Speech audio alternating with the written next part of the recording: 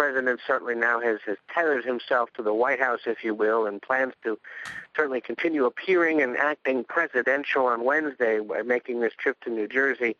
But Mitt Romney will move on to Florida and basically resume his campaign schedule with 3 stops across that critical state with just less than a week to go. And it's a very difficult, unique moment in American politics where the campaign really had to sort of suspend itself with just about a week to go. Like you say, this is unique. I mean, they planned this for so long, and obviously now they can't stick to the plan because of these exceptional circumstances. With just a few days to go before the election, where does the campaign go from here then? Well, it's still not entirely clear. You know, there's always talk in this country about the so-called October surprise, something that happens in the final weeks of the campaign that might change the trajectory.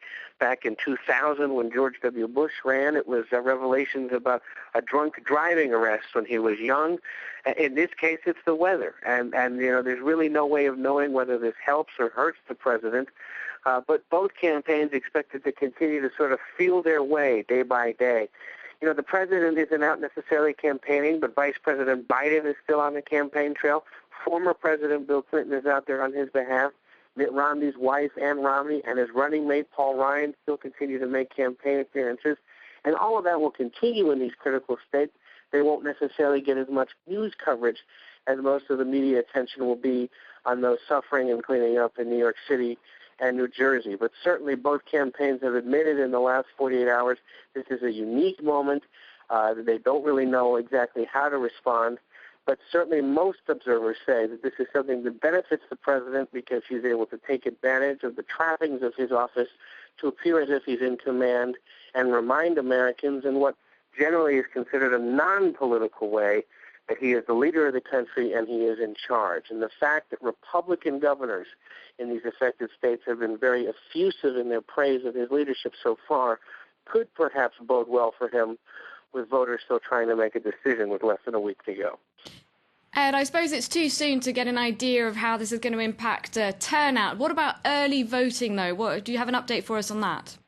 Well, there were some concerns about that, but it does appear that the states affected are going to be able to resume early voting, at least in some areas. Now, officials in New Jersey, New York, and Pennsylvania, where most of this storm hit, have said yes, they are assessing the possibility of moving some polling locations that may have been affected by the storm. And, you know, with a week to go, considering the fact that you can clear the roads, restore power, and generally get people back on their feet, the thinking is at this point that things should be able to continue as normal.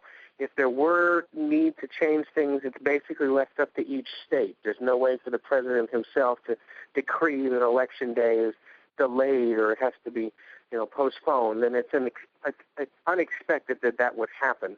But certainly we saw a few states say we have to cancel early voting for a few days, but most states are now expected to resume that tomorrow. Virginia, Maryland among them, Pennsylvania, and others. And there were no real effects in places like Ohio in the Midwest, which only really just saw a nasty snowstorm because of this system.